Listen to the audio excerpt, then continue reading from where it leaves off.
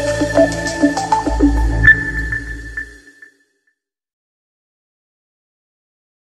Everyone, HTML के tutorial series में आपका स्वागत है। आज हम लोग एक बहुत इंटरेस्टिंग चीज़ पढ़ने वाले हैं जिसको बोलते हैं स्टाइल शीट। अब ये समझने में आने वाली बात है कि स्टाइल शीट का इस्तेमाल क्या होता है। तो टेक्निकली मैं बच्चों को बताता हूँ कि स्टाइल शीट का काम होता है कि पेज की, वेबसाइट की स्टाइलिंग को थोड़ा इन्हेंस करना, उसको थोड़ा सजाना संवारना। तो कई बार बच्चों को समझ ही नहीं आता है कि इस सजाने संवारने का मतलब क्या है। तो इसके लिए आपको थोड़ा अटपटा लगेगा, लेकिन क्लास में तो पता नहीं, लेकिन मैं यहाँ पे ज़रूर आपको कुछ रियल लाइफ डेमोस्ट्रेशन दिखा सकता हूँ।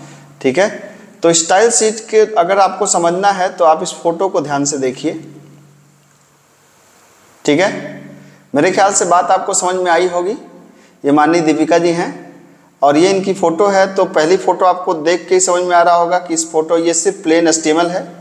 ठीक है, तो प्लेन HTML जैसा ये हैं टेक्निकली, और थोड़ा सा इनको फॉर्मेट कर दिया, थोड़ा सा मेकअप वगैरह हो गया, तो अब ये HTML प्लस CSS अब आप देख सकते हैं कि ये कैसी लग रही है इस फोटो में। ठीक है, सेम जो चीज़ आप यहाँ देख रहे हैं, सेम यही काम है स्टाइल शीट का। बिलीव मी, बिल्कुल यही काम है स्टाइल शीट का। अभी हम लोग थोड़ी देर में इस चीज़ को देख लेंगे। ठीक है, अब आइए समझते हैं। तो मैंने बताया है यहाँ पे कि स्टाइल शीट का काम होता है it is used for formatting the contents of a page like heading style, font style, मतलब ये सजाने के काम में आता है। ठीक है, स्टाइल शीट से आप पूरी वेबसाइट की डिज़ाइन को कंट्रोल कर सकते हैं और स्टाइल शीट के कई टाइप्स होते हैं।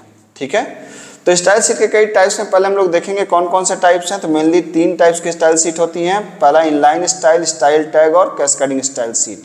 इन तीनों को अलग अलग लेक्चर में हम लोग पढ़ेंगे। आज हम लोग पढ़ने वाले हैं inline style sheet. Inline style sheet का मतलब होता है कि आप किसी टैग को उसी के अंदर आप सजाना चाहते हैं। मतलब टैग जहाँ पे आप इस्तेमाल कर रहे हैं, जैसे पैराग्राफ, हेडिंग या कोई भी चीज़ आप इस्तेमाल कर रहे हैं, तो उसी जगह पे आप बता देना चाहते हैं कि उसकी स्टाइलिंग क्या होगी। अच्छा, स्टाइल लिखने का सिंटैक्स क्या होगा?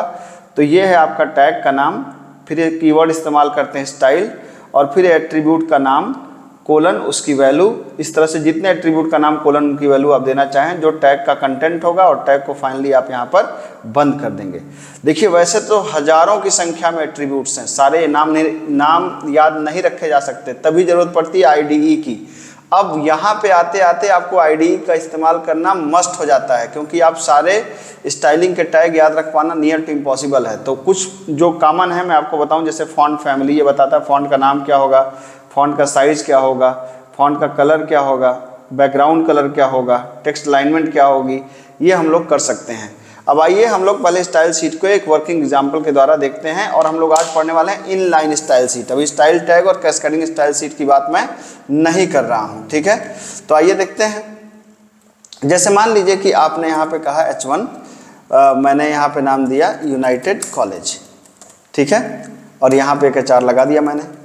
अगर आप इस H1 को देखेंगे, मान लीजिए कि मैं इस H1 को यहाँ पर मैंने वेबसाइट नाम का एक बनाया था, ये है माई वेबसाइट, और इसके अंदर हमारा था पेज, इसका नाम है स्टाइल डेमो। मैंने प्रॉपर सेव नहीं किया है, इसका नाम बदल के मैं कर देता हूँ स्टाइल डेमो .html मैंने नहीं दिया था, ये दे दिया।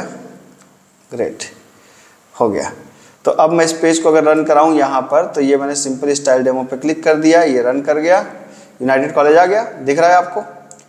अब देखिए, अब मान लीजिए मुझे इसको सजाना है, तो मैंने कहा स्टाइल, कौन सा फॉन्ट अप्लाई हो भाई, फॉन्ट इस पे कौन सा अप्लाई हो, फॉन्ट फैमिली।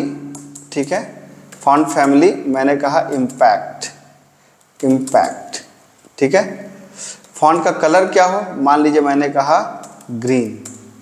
फॉन्ट का साइज क्या हो, मान लीजिए मैंने कहा 35 पिक्सल। ठीक है, तो आप किसी भी चीज़ की स्टाइल को आप यहाँ पे सजा सकते हैं। मतलब एक आप अब इसको आप एक बार रिफ्रेश करके देख लीजिए।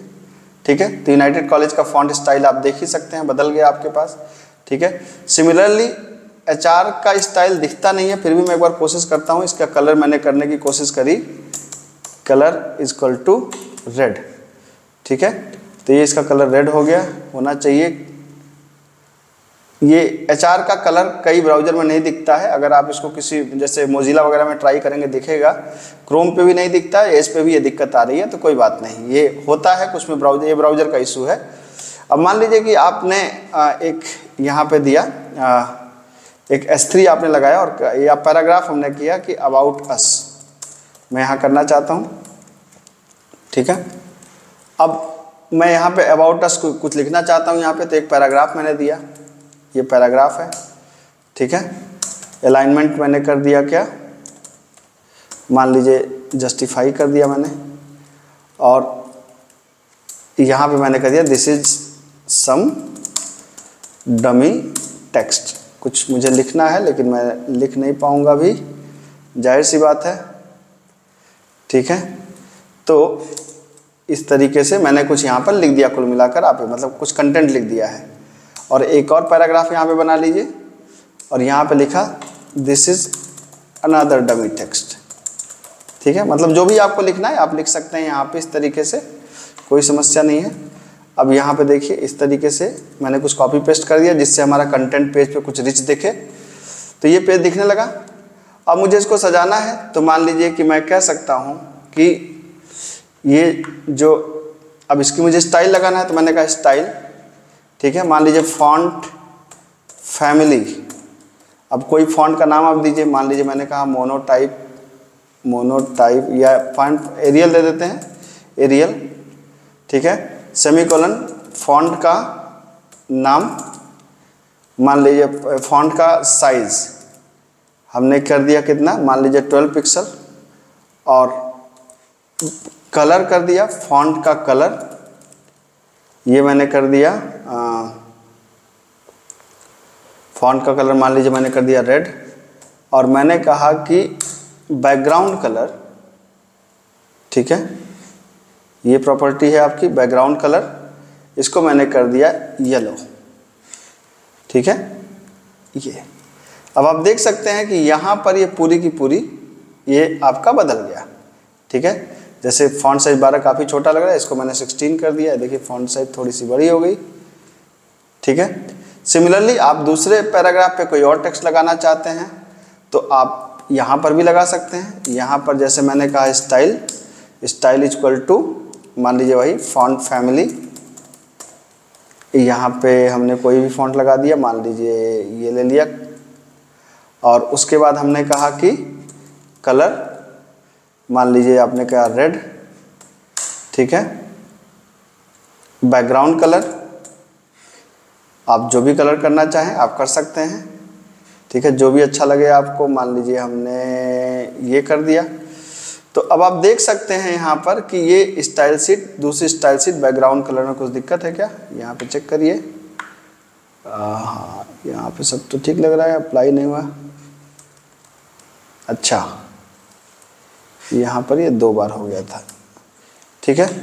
मैं HTML के बारे में आपको एक चीज़ बता दूं कि HTML, जैसे HTML में जो एरर्स होती हैं उनको ढूंढने में थोड़ी सी दिक्कत होती है। क्यों दिक्कत होती है, उनको मैं जब क्लास में बताता हूँ, कैसे बताता हूँ, ऐसे समझिए कि जैसे मान लीजिए कि आपके 2 तरह के दोस्त होते हैं। पहला दोस्त होता है क्या, आप थोड़ी सी गलती करते हैं तो बहुत चिल्लाता है, वो है हमारा C का कंपाइलर, एक गलती करेंगे 20 एरर दिखाएगा। लेकिन HTML में क्या होता है, HTML में ऐसा होता है कि आप, जैसे आपका एक दोस्त होता है जो 2-3 दिन में उसके हाव भाव से लगता है यार कि कुछ गलती हो गई है क्या, फिर हम उससे पूछते हैं, फिर वो बताता है एग्जैक्टली। जैसे HTML में किसी चीज़ का आउटपुट नहीं आ रहा है तो आपको वापस जाके, वो कुछ कहेगा नहीं ब्राउजर आपको, सिर्फ आपको वापस जाके देखना होगा कि क्या गलती है, आपको गलती ढूंढनी पड़ेगी, वो आपको बताएगा नहीं। तो आप देख सकते हैं कि इस पूरे पेज को हम लोगों ने अपने हिसाब से क्या कर दिया, तो उसी जगह पे अगर, तो इनलाइन स्टाइल का मतलब क्या होता है कि अगर किसी भी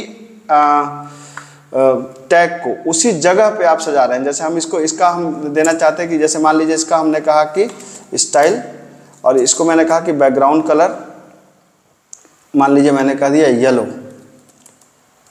है ना, येलो ग्रीन ले लेते हैं, और इसका खुद का कलर हम कर देते हैं, मान लीजिए कलर, या इसको बोल दिया आप कलर नहीं, फॉन्ट कलर बोलते हैं, फॉन्ट कलर मान लीजिए हमने कर दिया ग्रीन, ठीक है। अब आप देखिए इसको, कुछ गड़बड़ हो गई क्या फिर से, अच्छा ये 2 बार लग गया फिर से, ठीक है। तो आप देखिए इस यहाँ पर ये कुछ अलग ढंग का हो गया। तो अगर आप इसको देखें तो हम लोग हर टैग को, जैसे H1 लिखा तो उसको वहीं पे सजा दिया, HR लिखा तो उसको वहीं पे सजा दिया, S3 लिखा तो उसको वहीं पे सजा दिया, एक पैराग्राफ लिखा उसको वहीं पे सजा दिया, एक पैराग्राफ लिखा उसको वहीं पे सजा दिया। तो किसी भी टैग को उसी की जगह पे जो फॉर्मेट करने की जो आर्ट है, जो सजाने की आर्ट है, that is known as in line style, ठीक है। बाकी वेरिएशंस हम लोग समझते हैं अगली क्लास में। Thank you so much.